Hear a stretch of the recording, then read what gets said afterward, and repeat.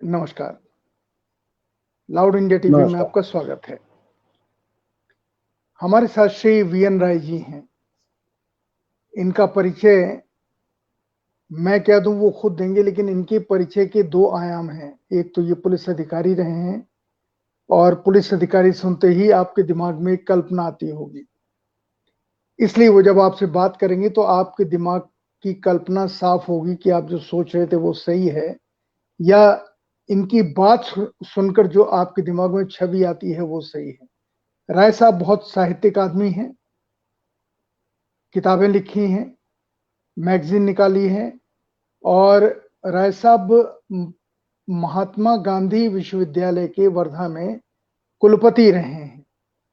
आपका स्वागत है राय साहब। आप अपना परिचय खुद दें, फिर हमने ये नया प्रोग्राम आज से शुरू किया है, लाउड टॉक, और आप पहले हैं इसमें मेहमान। हम लोगों के दिमाग में ये बात टीम के आ रही थी कि हम सिर्फ राजनीतिज्ञों से बात करते हैं, पत्रकारों से बात करते हैं, पर वो लोग जो दूसरी विधा से जुड़े हुए हैं, अधिकारी रहे हैं, ब्यूरोक्रेट्स रहे हैं, उनके अनुभव हम कभी भी सामने ला नहीं पाते।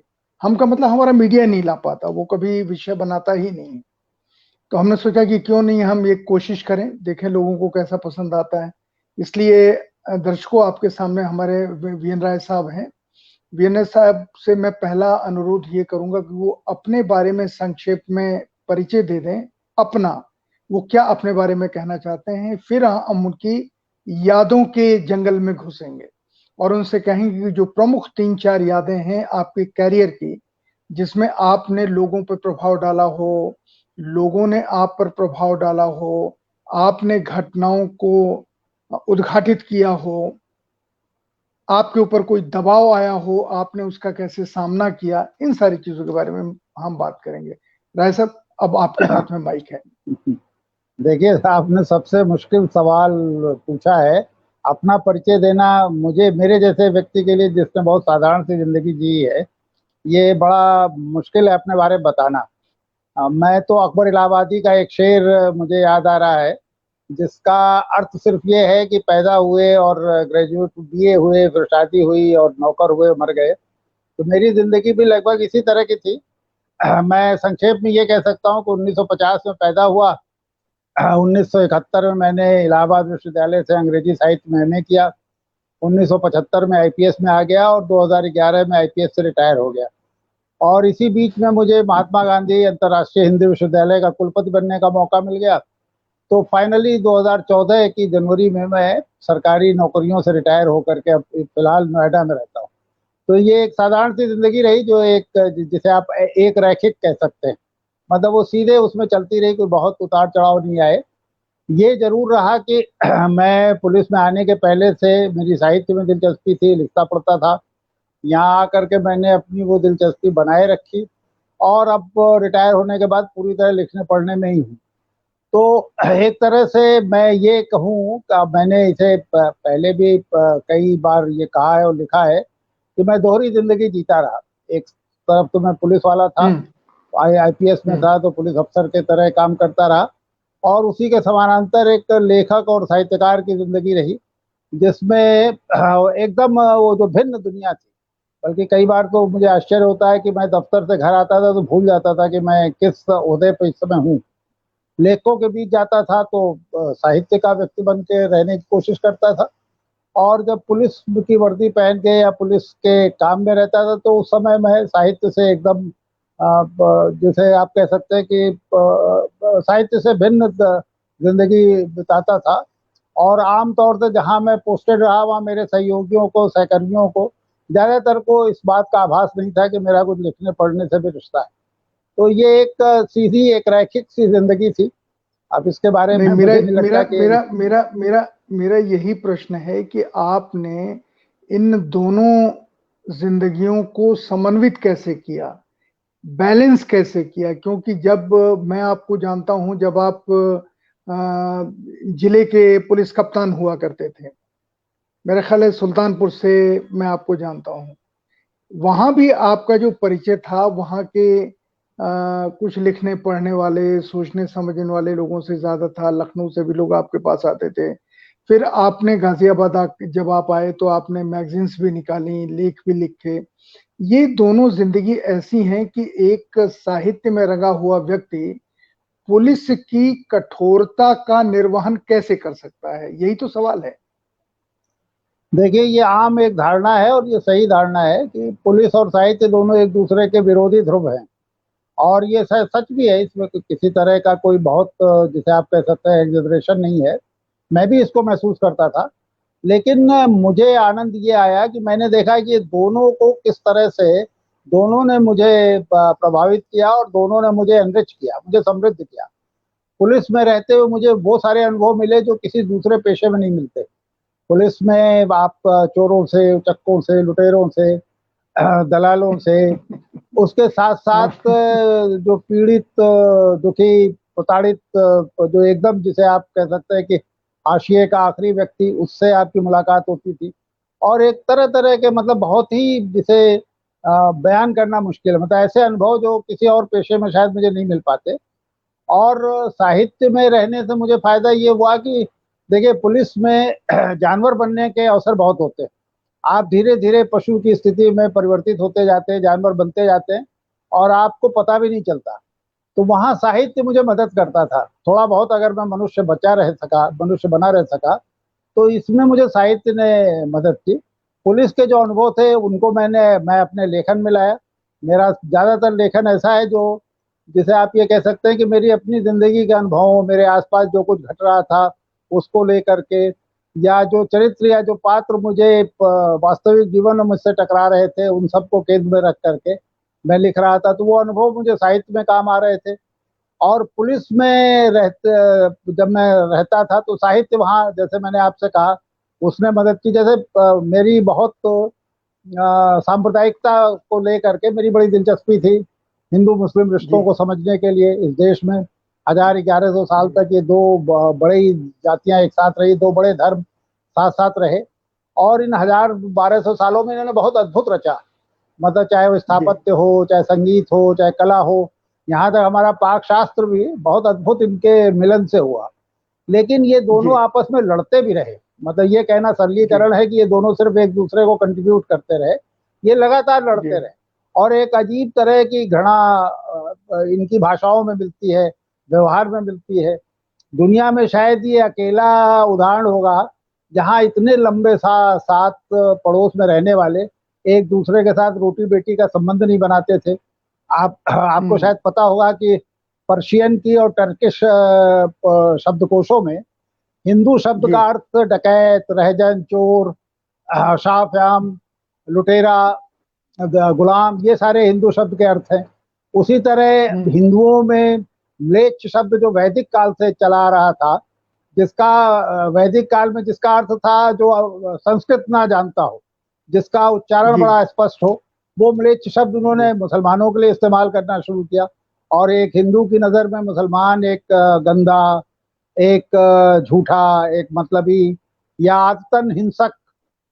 तो ये सारी हम्म, एक अजीब तरह की मेरी दिलचस्पी इन संबंधों को समझने में थी और उसमें जी, साहित्य ने मुझे मदद की।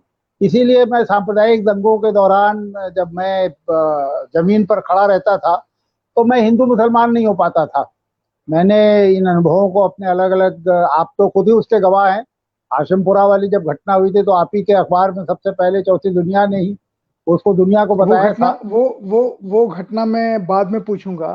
पर पहले जी। मैं ये जल्दी से जानना चाहता हूं कि अभी जो आपने जिस विषय की बात की कि आपने इन अंतर विरोधों को समझने की कोशिश की, तो क्या किसी नतीजे पे पहुंच पाए या सिर्फ दोनों की स्थितियों को समझा आपने? नहीं, मैं देखिए, मैंने जैसे आपसे कहा ना कि ये बड़े दिलचस्प रिश्ते थे। इन रिश्तों में मेल जोल बहुत था।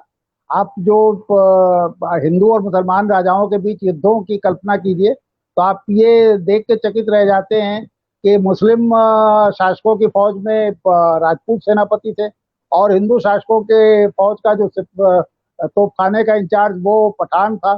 तो ये एक बड़ी दिलचस्प किस्म की स्थिति रहती थी। और ये लगातार ये संघर्ष चलता रहा। अंत में 1947 में आकर के ये एक तरह से अभी भी वो तार्किक परिणति पे नहीं पहुंचा। देश का पार्टीशन हो गया, उसके बाद भी अभी भी वो हिंसा और वो घृणा मौजूद है हमारे व्यवहारों में। लेकिन इसके साथ साथ इन दोनों ने जो रचा है वो भी बड़ा अद्भुत है। जी तो ये जी जो आप जिस नतीजे की बात कह रहे हैं, मैं ये मान के चल रहा हूँ कि अगर राज्य इसको प्रोत्साहन ना दे, राज्य इसको प्रश्रय ना दे, तो अब एक खास तरह की आधुनिकता आई है शिक्षा पद्धति से लेकर के और हमारे व्यवहार तक, हमारी भाषा तक में। तो ये जी जो दोनों के बीच जो गैप थे, जो डिफरेंसेस थे, वो कम हो रहे थे। वो बीच बीच में जो हमारे यहाँ दंगे हो जाते हैं, या ये राम जन्मभूमि आंदोलन इतना बड़ा चला, इसकी वजह से ये डिफरेंसेस फिर बढ़ जाते हैं। लेकिन अगर हम इसे एक जिसे आप कह सकते हैं कि नेचुरल तरीके से चलने दें, तो वो दिन बहुत दूर नहीं है जब ये गैप बहुत कम हो जाएंगे और ये दोनों मिल करके फिर अद्भुत रचने लगेंगे। लेकिन चलिए, वो तो एक अलग विषय हो गया। मतलब ये मेरी दिलचस्पी का क्षेत्र था जो यहाँ पर बातचीत में निकल आया, जिस पर मैं लिखने में भी मैंने उसका इस्तेमाल किया है, इस अपनी दिलचस्पी का। जी और पुलिस में जी। नौकरी करते समय भी खास तौर से जहाँ सांप्रदायिक दंगों की स्थिति में जब मैं रहा, तो वहां भी इस समझ ने मेरी मदद की। तो आपने जिस हाशिमपुरा मलियाना का जिक्र किया उसको अभी नहीं बात करेंगे, बाद में बात करेंगे। पर दर्शकों मैं आपको बता दूं कि अगर वीएन राय साहब नहीं होते तो हाशिमपुरा और मलियाना की घटना हमारे सामने नहीं आती। पुलिस अधिकारी ही नहीं थे ये गाजियाबाद के एसएसपी थे। और कैसे इन्होंने उस घटना को पकड़ा, समझा, कैसे उसको छपवाने के लिए परेशान रहे, क्यों परेशान रहे, इसके बारे में हम 5 मिनट के बाद आएंगे। पर उसके पहले मैं राय साहब आपसे ये पूछना चाहता हूँ, आपके पूरे करियर के ऐसे 4-5, 2-3 कौन से अनुभव हैं जिन्होंने आपके ऊपर प्रभाव डाला, या आपने बिना दबाव के, बिना प्रभाव को समझे हुए, या बिना उसकी परिणति को समझे हुए आप अपनी जगह पर अटल खड़े रहे और आपने पीड़ितों को न्याय दिलाया या अत्याचार किया, जो भी आप ठीक समझते हो? देखिए, ये 37 साल के का जो पुलिस का अनुभव है और 5 साल विश्वविद्यालय का, इसमें बहुत दिलचस्प क्षण आए हैं। जी बहुत सारे मौके ऐसे आए हैं जब आपको एक संतुष्टि का अनुभव हुआ है, और बहुत से मौके आए जी हैं जब आप के अंदर फ्रस्ट्रेशन या निराशा जैसी चीज घर की गए है। तो आप जब मैं पीछे मुड़ के देखता हूँ, तो मुझे 2-3 चीजें अपने जीवन में बड़ी स्पष्ट दिखाई देती। एक तो जी मैं जब पीछे मुड़ के देखता हूँ, तो मुझे हमेशा लगता है कि मुझे जितना मैं डिजर्व करता था, उससे ज्यादा मैंने हासिल किया, मुझे ज्यादा मिलता रहा। ये मुझे कभी भी अफसोस नहीं रहा, या कभी इस बात को लेकर के दुख नहीं रहा कि मैं क्या हासिल कर सकता था और क्या हासिल कर पाया। शायद इसके पीछे एक मेरा जो पॉजिटिव तरीका सोचने का, हमेशा मैं खराब से खराब स्थितियों में भी कोशिश करता हूँ कि कुछ अच्छी चीजें समझ में आए, कुछ ऐसा लगे कि यहाँ पर ये मैंने जो जिसे मैं असफलता समझ रहा हूँ, उसके बीच में मैंने ये हासिल किया। और एक शायद ये भी कारण था कि मैं नास्तिक हूँ, और तो मुझे कभी इसका वो नहीं रहा कि मैं किसी ईश्वर के सामने या मेरी कोई आखिरत होगी या कहीं मुझे जवाबदेही करनी होगी। तो वो भी मुझे कई बार खुश रहने में और पॉजिटिव रहने में मदद करता है। तो 2-3 अनुभव हैं। मसलन मैं 1989 में इलाहाबाद जी में कुंभ लगा था, उसका मैं पुलिस जी व्यवस्था का प्रभारी हो गया, मैं एसएसपी कुंभ हो गया। वो एक बड़ा जी विलक्षण अनुभव था। मतलब एक कुंभ, अगर आप कुंभ के दौर से होके गुजरे हों, तो जी आप उस अनुभव को भूल नहीं सकते। लाखों लोगों के बीच, और एक खास वक्त पर जो मुख्य स्नान होता है मौनी अमावस्या का, तो उसमें तो 1.5-2 करोड़ लोगों के बीच खड़े होकर के आपको जो अनुभव होते हैं और जैसा एहसास होता है, मैं समझता हूँ कि उसका वर्णन करना थोड़ा मुश्किल। कुंभ इसलिए भी जी मुझे बहुत मेरी स्मृति में बसा हुआ है, क्योंकि उसमें मानवीय पक्ष बहुत थे उसके। मैंने जैसे आपसे कहा कि मैं तो नास्तिक था, मुझे तो कोई उसमें धार्मिक किसी तरह की कोई कोई आकर्षण था नहीं। लेकिन जो मनुष्य का व्यवहार था उस दौर में, और उसमें भी उस जमावड़े में हर तरह का मनुष्य था। उसमें चोर भी था, उचक्का भी था, उसमें सचमुच धर्म से, जिसे आप कह सकते हैं कि धर्म के उदात्त पक्ष से, जो हम कल्पना करते हैं कि धर्म हमें किसी तरह से बेहतर मनुष्य बनाता है, उस पक्ष से भी परिचित होने का मौका मिला। फिर मेरे आंखों के सामने एक नगर बसा। मैं जब पहुंचा वहां पर अप्रैल 1988 में, तो अब वो पूरा मैदान पड़ा हुआ था इलाहाबाद का, अगर आपको ध्यान हो, गंगा जमुना के कछार और तट पर, उसमें कैसे धीरे धीरे धीरे धीरे तंबुओं का एक नगर बसना शुरू हुआ। उस नगर में तरह तरह की कथाएं थी। वहाँ प्रेम होते देखा मैंने, वहाँ हत्याएं होते देखी, वहाँ लोगों को ठगते देखा, और वहाँ दुखियों को और दरिद्रों की मदद करते लोगों को देखा, और बिना किसी रिटर्न की के परिकल्पना के लोग आते थे और रात में सोए हुए लोगों को कंबल उड़ा के चले जाते थे, और ये भी नहीं चाहते थे कि उनका कहीं जिक्र किया जाए। तो इस तरह की तमाम चीजें देखी। एक पुलिस अधिकारी के तौर पे बड़ी चुनौती थी। उसकी वजह है कि उस समय खालिस्तानी आंदोलन बड़ी, जिसे आप कह सकते हैं, वह उरूज पर था देश में। तो ये एक इस तरह की आशंकाएं थी कि कोई आतंकवादी घटना ना हो जाए। करोड़ों लोगों के बीच अगर एक बम भी फट जाए तो भगदड़ में बहुत सारे लोग मर जाएंगे। तो ये सारी चीजें थी। एक तो बड़ी फोर्स, 10,000 के करीब फौज थी, जिसका नेतृत्व करने का मौका मिला। तो एक तो मुझे हमेशा कुंभ याद आता है। दूसरे में कश्मीर में रहा 93-94 में, जब आग लगी हुई थी। मतलब आज तो कश्मीर का, आज जो अखबारों में हम रिपोर्टिंग पढ़ते हैं, उसको पढ़ करके 93-94 का अंदाज लगाना बड़ा मुश्किल है कि कैसा वक्त रहा होगा। तो उसमें काम करना और उसमें चीजों को करीब से देखना, राज्य का अपनी ही जनता के साथ कैसा रिश्ता हो सकता है, किस तरह से वो एक दूसरे के शत्रु हो सकते हैं, एक दूसरे के मित्र हो सकते हैं, ये सारी चीजें करीब से देख करके समझना, तो वो भी एक अच्छा, मतलब मेरी स्मृति में टके हुए जो अनुभव हैं, उनमें से एक वहाँ के अनुभव भी हैं। फिर मैं हिंदी विश्वविद्यालय वर्धा गया। वो भी मैं कभी नहीं भूल पाता। 5 साल मुझे वहाँ काम करने का मौका मिला। जब मैं गया था तो 2 एकड़ बैरन जमीन पड़ी हुई थी। उस जमीन में कुछ नहीं हुआ था, सिर्फ 2-4 बैरकें बनी थी जिससे वो विश्वविद्यालय चल रहा था।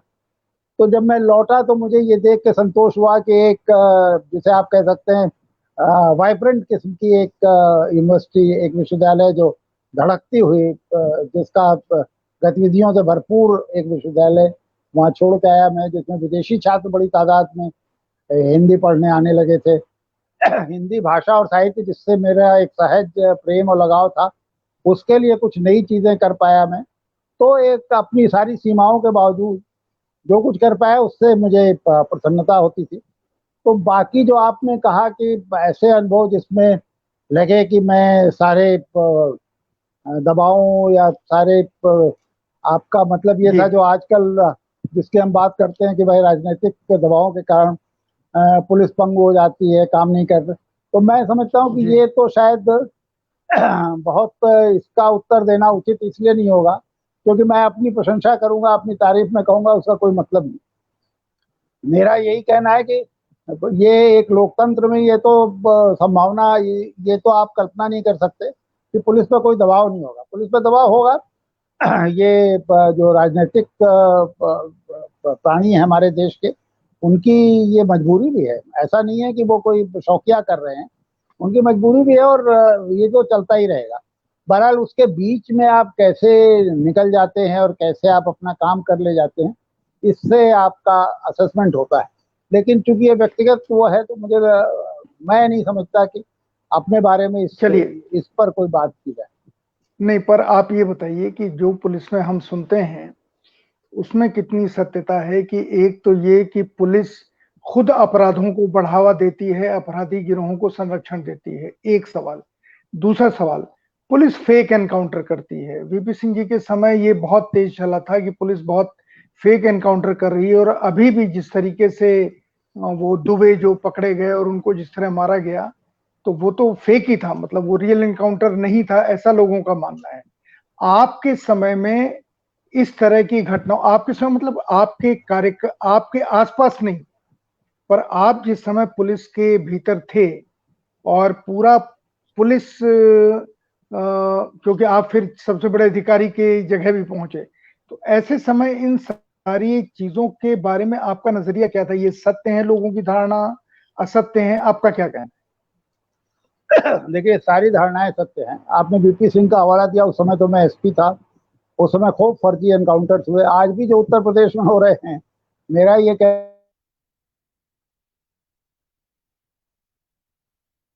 जी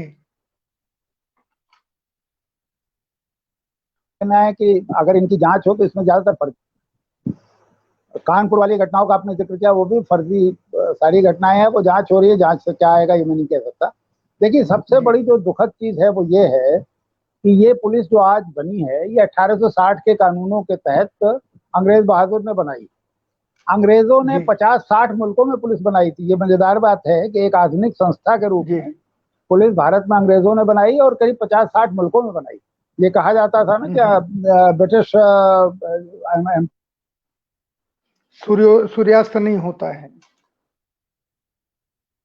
इंटरनेट कुछ गड़बड़ कर रहा है। डूब गया तो श्रीलंका में नहीं। तो ये एक जी देखिए, ये जो पुलिस आज हमारे सामने है, ये 1860 में कुछ कानून बने, जी उनकी वजह से ये 1860 वाले दशक में जो कानून बने, जी IPC, CrPC, evidence act, police act, इन सब की के तहत एक आधुनिक संस्था के रूप में ये भारतीय पुलिस बनी। इसमें एक चीज तो जी बड़ी खास महत्वपूर्ण थी कि पहली बार एक आधुनिक संस्था के रूप में भारत में पुलिस बन रही थी। आधुनिक इस अर्थ में हम्म, कि ये पुलिस समानता के सिद्धांत पे काम कर रही थी। मतलब ऐसे कानून इसे दिए गए थे जो सबके ऊपर लागू होते थे और सबके ऊपर बराबरी से लागू होते थे। मतलब एक ब्राह्मण जी या एक शूद्र एक ही अपराध करें तो उनकी सजा भी एक ही होती थी। औरत जी और मर्द की गवाही एक होती थी। तो ये पहली बार भारत में घट रहा था। और दूसरे एक महत्वपूर्ण चीज थी कि इस पुलिस में आईपी अफसरों से लेकर के सिपाही तक जो भर्ती हो रही थी, वो जाति जी के आधार पर नहीं हो रही थी, योग्यता के जी आधार पर हो रही थी। कोई इम्तहान होता जी था, मतलब एक प्रोसीजर था, एक जिसे कह सकते हैं तरीका था जिससे लोग आ रहे थे इस सर्विस में। लेकिन ये तो इसका पॉजिटिव पक्ष था। नेगेटिव पक्ष ये था कि ये पुलिस बर्बर थी, ये पुलिस भ्रष्ट थी, ये पुलिस कानून कायदे को अपने ठेंगे पर रखती थी।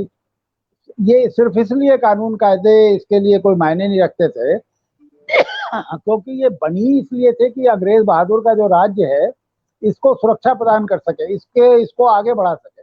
और लगभग 90 जी साल तक इसकी वजह से अंग्रेज हमारे देश में आराम से शासन करते रहे। ये जब 1947 में हम आजाद हुए तो हमें ये सोचना चाहिए कि हमने इस पुलिस का चरित्र क्यों नहीं बदला। क्या हमारे नए शासकों को भी ऐसी पुलिस चाहिए थी? खासतौर से तब ये सवाल बहुत महत्वपूर्ण हो जाता है जब आप ये देखते हैं कि जो हमारे नए शासक थे, चाहे वो केंद्र में जवाहरलाल नेहरू और उनके मंत्रिमंडल के सदस्य रहे हों, चाहे प्रदेशों के मुख्यमंत्री और उनके मंत्रिमंडल के सदस्य रहे हों, ये सब के जी सब स्वतंत्रता संग्राम से होकर निकले थे। आजादी की जी लड़ाई में ये सब पुलिस की ज्यादतियों के शिकार रह चुके थे। फिर इन्होंने जी क्यों नहीं पुलिस का चरित्र बदलने की कोशिश की? इसका एक ही कारण मुझे समझ में आता है कि हमारे नए शासकों को भी ऐसी ही पुलिस पसंद थी जो कानून कायदे को ठेंगे पर रखे, जो भ्रष्ट हो, जिसके लिए कोई एक आप जरा इसका उदाहरण दीजिए, आप पत्रकार रहे, इसका उत्तर दीजिए। एक मुख्यमंत्री को कौन सा दरोगा सबसे ज्यादा पसंद है?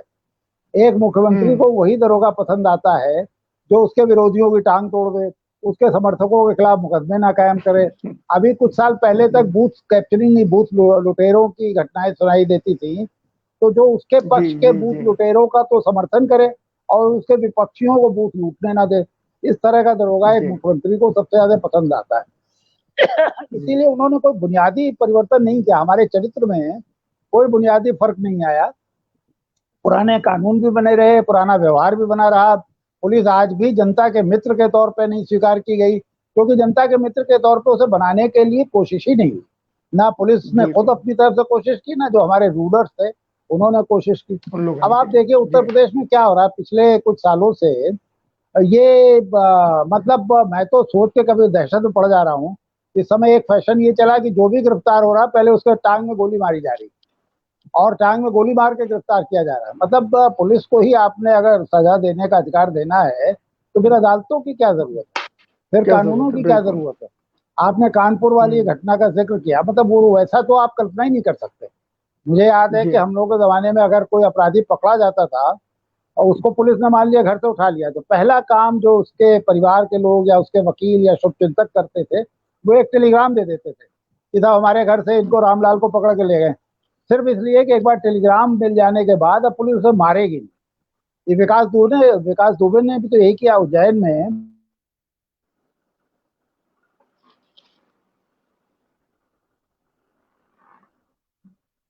दुबे कानपुर वाला मैं जी। विकास दुबे कानपुर वाला, और उसके बाद भी उसे मार दिया गया। तो अब ये जी। बड़ा एक मतलब अगर आप पुलिस को एक अपराधियों का संगठित गिरोह बना देंगे तो ऐसे पुलिस से तो फिर आपको दहशत होगी। वो पुलिस बजाय जनता के बिल्कुल। मित्र होने के, वो जनता, लेकिन दिक्कत ये है कि हमारी जनता भी इसी तरह के पुलिस से खुश होती है। आपने भी हैदराबाद में देखा होगा, जो डॉक्टर, महिला डॉक्टर के चार। का बलात्कार हुआ, जी। उसकी हत्या हुई, उसमें जेल से निकाल के 4 लोगों को मार दिया और हैदराबाद की जनता ने उन पर फूल बरसाए, माले फूल पहनाए, बरसाए। बैंड बाजे बजाए।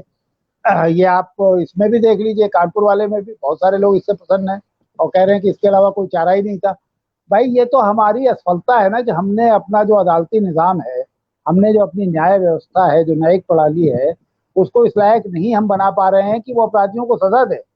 उसमें तमाम बिल्कुल। गलतियां, लैप्सेस हैं, जो प्रोसीजर है, जो कानून में तमाम झोल हैं, भ्रष्टाचार है। मतलब हम ये मान के चलते हैं कि अगर कोई ताकतवर आदमी है और वो अदालत में पेश किया जाएगा तो सजा नहीं मिलेगी, अगर कमजोर होगा तो सजा मिल बिल्कुल। जाएगी। तो बिल्कुल। हम बिल्कुल। उसमें बना परिवर्तन करके हम पुलिस को अपराधियों का गिरोह बनाएं, ये तो बड़ा मुझे लगता है कि हम अपने साथ ज्यादती कर रहे बिल्कुल। राय साहब, अब हैं। आखिरी हिस्से में आते हैं जिसका जिक्र हम कर रहे थे और जो आज के आपने किताब में भी लिखा है, पर मैं चाहता हूं कि उस पूरी घटना को आप एक बार याद करें, पूरी घटना को, और ये बताएं कि कौन सी चीज थी, उस याद करने में ही आप हमें बता पाएंगे कौन सी चीज थी जो आपको कंपेल कर रही थी कि पुलिस के ही एक हिस्से के कृत्य के खिलाफ आपने खड़े होने का साहस किया, और आपको उसमें किसका साथ मिला, किसका नहीं मिला। मैं उस घटना, क्योंकि वो घटना दुनिया के लिए अनोखी थी कि एक लाइन में खड़ा किया, गोली मार दी, लाशें नहर में बहा दी। ये जो किस चीज ने आपको विचलित किया, वो कैसे आपके सामने आई? देखिए मैं विस्तार से इस पे लिख चुका हूँ। मेरी जो किताब हाशिमपुरा 22 मई है, वो तो एक तरह से ग्राफिक डिटेल्स हैं क्या क्या हुआ था। फिर भी आप कह रहे हैं तो मैं याद करने की कोशिश करता हूँ। 22 मई उन्नीस जी। सौ सतासी मुझे अभी तक याद है कि मैं और मेरे कलेक्टर नसीम जैदी साहब, हम लोग गाजियाबाद से हापुड़ गए हुए थे। वहाँ चीफ सेक्रेटरी उत्तर प्रदेश के वो लखनऊ मेल पकड़ करके वो मेरठ में आए हुए थे। मेरठ से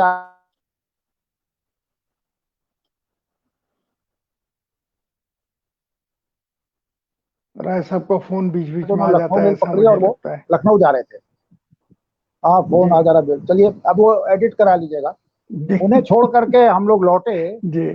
तो मैं जब अपने घर पहुंचा तो मैंने देखा कि वो कार के हेडलाइट्स की रोशनी में मुझे एसओ लिंक रोड दिखाई दिया और उसके चेहरे पे एकदम हवाइयां उड़ रही थी। वो घबराया सा खड़ा था, मेरा इंतजार कर रहा था। मैं सब मुझे एकदम से मेरा जो सिक्स सेंस है, जो छठी इंद्री है, उसने कहा कि कोई बहुत बड़ी घटना हुई है। इतनी घबराहट और इतने उसमें एक दरोगा अगर आपके पास रात में 11 बजे आया है तो कोई साधारण घटना नहीं होगी। मैं नीचे बिल्कुल। उतरा, मैंने पूछा उससे। वो इतना जिसे आप कह सकते हैं कि असंबद्ध और आप घबराया हुआ था कि वो बता भी नहीं पा रहा। बड़ी मुश्किल से धीरे धीरे धीरे टुकड़े टुकड़े में जब उसने बताया, तब मैंने एहसास किया कि ये तो कोई बहुत बड़ी चीज है जो ये खुद भी इसे नहीं पता है कि उसका प्रोपोर्शन क्या है। वो ये तो बता जी। पा रहा था कि पीएसी थी और कुछ लाशें थी और नहर पर कुछ लोग पड़े हैं, वहां पर वो छोड़ करके अपने कुछ लोगों को भाग के मेरे पास आया है। लेकिन कैसे हुआ, क्यों हुआ, कितना बड़ा कांड है, ये सब अंदाज लगाना उसके लिए मुश्किल था, क्योंकि मुश्किल से आधा पौन घंटे पहले की बात थी। जी। मैंने फौरन जैदी साहब को कहा, फोन किया कि आप सोइए मत, ये कोई बड़े बहुत बुरी चीज हुई है, हम लोगों को चलना होगा।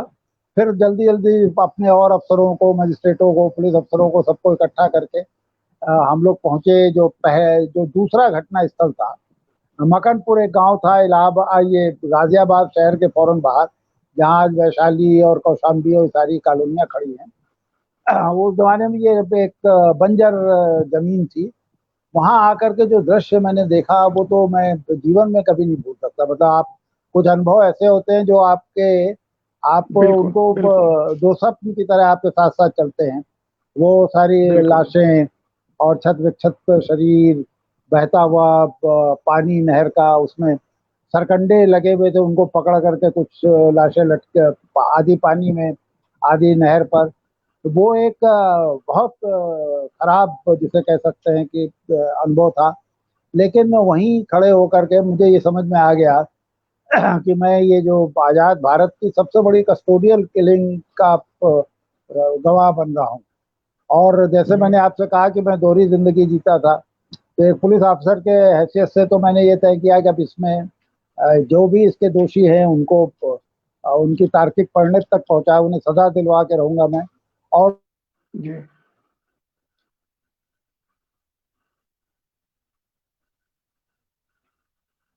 दूसरा, एक लेखक के तौर पर मैंने तय किया कि हालांकि एक लेखक के तौर पे मैंने तय किया कि मैं इनके बारे में लिखूंगा, और मैं लिख पाऊंगा कि नहीं मुझे खुद अपने ऊपर विश्वास नहीं था, क्योंकि जो कुछ मैं जी देख रहा था उसको भाषा में व्यक्त करना बड़ा मुश्किल था। मतलब जी अंग्रेजी की बिल्कुल। एक कहावत है कि language is a very poor substitute of thought. भाषा में आप व्यक्त नहीं कर सकते, इस तरह की स्थिति लग रही थी। बहरहाल मैंने लिखा। उसके बाद जो कुछ हुआ वो ज्यादा दुर्भाग्यपूर्ण इस अर्थ में था कि भारतीय राज्य के सारे स्टेक होल्डर्स एक एक करके फेल होते गए। पत्रकारिता के तो आप भी गवाह है। मैंने जब देखा 2-3 दिन तक किसी अखबार में इसके बारे में कुछ आया ही नहीं, तो कैसे फिर कोशिशें शुरू हुई मेरे द्वारा, मेरे मित्रों द्वारा। हिंदी के बड़े अखबार जो दिल्ली से निकल रहे थे उन्होंने मना कर दिया छापने से। आपका अखबार जो छोटा जरूर था लेकिन काफी एक प्रतिभाशाली एक मिनट लोग उसका उसमें थे। उसका एक मिनट, एक मिनट सर। जिन बड़े अखबारों की आप बात कर रहे हैं उन्होंने क्यों छापने से मना कर दिया? उस समय तो ऐसा आतंक भी नहीं था। जी जी। अगर में देखिए, जैसे नवभारत टाइम्स, अब नाम भी ले लिया जाए, ऐसा किताब में तो मैंने नाम लिया ही है। राजेंद्र माथुर हम्म। बहुत विद्वान, और जिन्हें आप कह सकते हैं कि जिनकी नीयत पे आप शक नहीं कर सकते, ऐसे संपादक। सबसे पहले उनके बिल्कुल। पास ये स्टोरी मैंने भिजवाई। मेरे एक मित्र वहां जो काम हम्म करते थे, अरोवर्धन, हम्म वो लेके गए। हम्म 3-4 दिन तक वो वहां पड़ी रही और नहीं छपी। अच्छा, वो क्यों नहीं हम्म। छापा? सिर्फ इसलिए कि उनको लगता था कि इससे पीएसी डिमोरलाइज हो जाएगी। इससे मतलब वो किस तरह के, किस दूसरों का के किए हुए को अपने ऊपर कैसे वो ले रहे थे, और एक खास तरह की उनको लगता था कि ये कोई राष्ट्र की बड़ी सेवा होगी अगर इसको छिपा लिया जाए। हम्म, मेरा मानना था कि भाई पीएसी अगर डिमोरलाइज होगी तो उसे डिमोरलाइज करने की जरूरत है। अगर कोई फौज बिल्कुल। इस तरह की हरकत कर दे, अपने ही निहत्थे नागरिकों को उठा के लाके मार दे, तो उसे फिर सजा देनी चाहिए। उसे आपको उसके उसका मोराल हाई करने की जरूरत नहीं है, उसका मोराल डाउन करने की जरूरत है। बहरहाल राजेंद्र माथुर जी ने नहीं छापा, और एक दो जगह कोशिश हुई, नहीं छपी। मेरठ से दो बड़े अखबार निकलते थे जो उत्तर प्रदेश के सबसे जी बड़े आज अखबार है। उन दोनों ने इस घटना को न सिर्फ नहीं छापा, बल्कि इसको इस तरह से डिस्टॉर्ट किया कि पूरी घटना ही उसमें दब गई। पता ही नहीं चल रहा था कि जी क्या हुआ है। तब फिर जी आपके अखबार में ये खबर, आपको उस बैकग्राउंड से आप परिचित ही है कि आप और दूसरे लोग जो वहां थे, इन लोगों ने मिल करके फिर वो जब अखबार आपके यहाँ छपा, तो शायद ये पहला मौका होगा। ये तो खैर आप बेहतर बता सकते हैं कि हिंदी के अखबार से लेकर के और विदेशी अखबारों ने और भारत के बड़े अंग्रेजी अखबारों ने आपके यहाँ से वो स्टोरी उठाई। उसके पहले तक सारी हमारे दुनिया जो राष्ट्रीय, सारी दुनिया ने सारी सारी दुनिया ने सारी दुनिया ने उठाई। ये अलग बात है कि जैसे पत्रकारिता, मैंने आपको बताया कि हम फेल हुए, उसी तरह जुडिशरी हमारी फेल हो गई। 20 साल तक घिसट घिसट के मुकदमा चलता रहा। फिर वो सुप्रीम कोर्ट तक गए, सुप्रीम कोर्ट से लोगों ने उसको दिल्ली ट्रांसफर कराया। ये आदेश होने के बाद भी कि डे टू डे बेसिस पर सुनवाई हो, वो नहीं हो पाई उसके कारण से। और ये 27 साल लग, फिर लोअर कोर्ट से वो छूट गए सभी लोग, हाई कोर्ट में नहीं जा सर, करके एक फिर एक जी आपको जी जानकारी दूं। जज साहब ने 30,000 में ये पूछा इन लोगों से कि एफआईआर कहाँ है, तो इन्होंने कहा कि एफआईआर तो हमारे पास नहीं है, पुलिस से पूछिए। पुलिस ने कहा गायब हो गई है। अब वो कह रहे हैं जो मारे गए थे लोग, जो बेचारे विक्टिम थे, कि एफआईआर आप ढूंढ के लाइए। मेरी समझ में आज तक नहीं आया कि कोई जज ये कैसे कह सकता है कि एफआईआर पुलिस नहीं तलाश के लाए, एफआईआर तलाश के लाए वो लोग जो इसके शिकार हैं। तो आपसे हाँ, कमेंट भी तो ये चाहता हूं देखिए, मैं। तो सारे स्टेक होल्डर्स फेल हो गए ना। न्यायपालिका भी फेल दिखाई देती है। पॉलिटिकल लीडरशिप पूरी तरह से, वीर बहादुर सिंह चीफ मिनिस्टर थे, राजीव गांधी प्रधानमंत्री थे। मैं तो इस बात का गवाह हूँ कि प्रधानमंत्री कार्यालय में बीच बीच में तेजी दिखाई गई, लेकिन उत्तर प्रदेश जी सरकार नहीं हिलने के लिए तैयार थी, तो वो भी कुछ नहीं हो पाया। उसका खामियाजा भुगता कांग्रेस। उसके बाद आप देख ही रहे हैं कि 1990 के बाद से तो कांग्रेस खत्म ही हो गई उत्तर प्रदेश में। तो बिल्कुल ये सारा बिल्कुल बिल्कुल। प्रशासनिक जो मशीनरी थी, सब फेल हो गए। और ये एक बहुत बड़ा, जिसे आप कह सकते हैं कि बहुत बड़ी असफलता थी भारतीय राज्य की, जिसे हमें गंभीरता से लेना चाहिए था, लेकिन हमने बहुत हल्के तरीके से लिया। और उसी का नतीजा है कि आप देखिए, साल दर साल दंगे होते हैं। हर दंगे में पुलिस की भूमिका संदिग्ध हो जाती है। हर दंगे में माइनॉरिटीज के मन में ये कसक रहती है कि उनको न्याय नहीं मिला। भारतीय राज्य ने वो सब नहीं किया जो उसे करना चाहिए था, बल्कि ज्यादातर मामलों में वो सब कर दिया जो उसे नहीं करना चाहिए था। तो ये सारे बिल्कुल नतीजे, बिल्कुल। उसके गंभीर नतीजे निकले। राय साहब, आखिरी सवाल मेरा ये है कि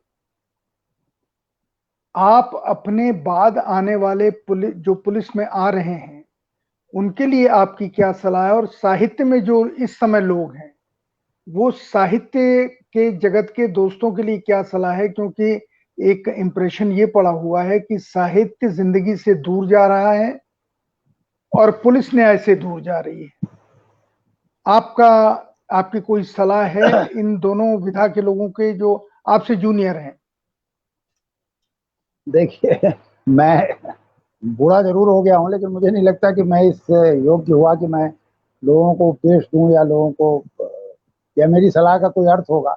मैं तो छोटा सा निवेदन कर सकता हूँ, जो पुलिस अधिकारी अभी इस समय सेवारत हैं, जो मेरे बाद आए, जो अभी अगले 20 सालों तक रहेंगे, कि उनको भारतीय जी संविधान हमेशा ध्यान में रखना चाहिए।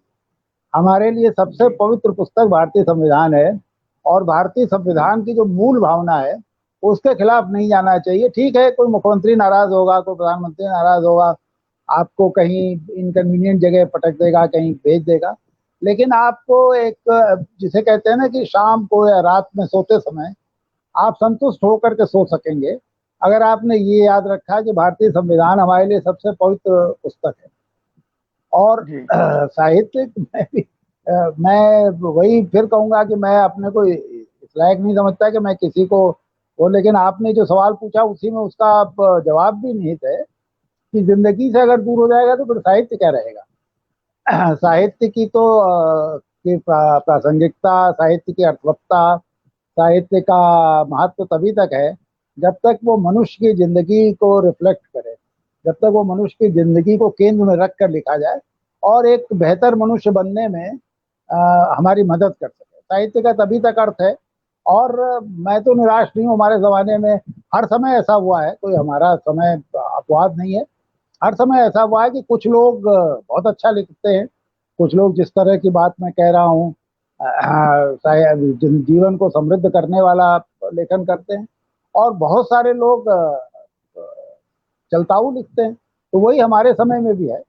मैं कम से कम, मुझे तो कोई निराशा नहीं होती अपने समय का साहित्य, अपने समय का लेखन पढ़कर। राय साहब, आपको बहुत बहुत धन्यवाद मैं इसलिए दूंगा कि आपने बहुत ईमानदारी से स्थिति का विश्लेषण किया और स्थिति के ऊपर टिप्पणियां भी की। मैं दर्शकों से ये अनुरोध करूंगा कि वो हमें इस प्रोग्राम के बारे में फीडबैक दें कि उन्हें ये प्रोग्राम कैसा लगा। आपको श्री वीएन राय में पुलिस अधिकारी ज्यादा दिखाई दिया या एक इंसान ज्यादा दिखाई दिया?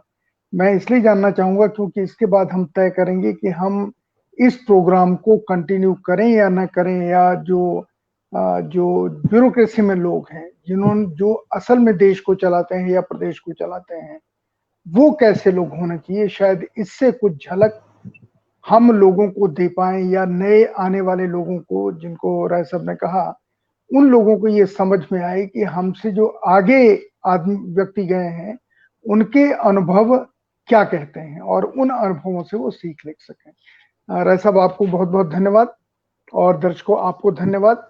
हम इस प्रोग्राम को कंटिन्यू रखेंगे और राय साहब जैसे लोगों को हम हमेशा तकलीफ देते रहेंगे। नमस्कार।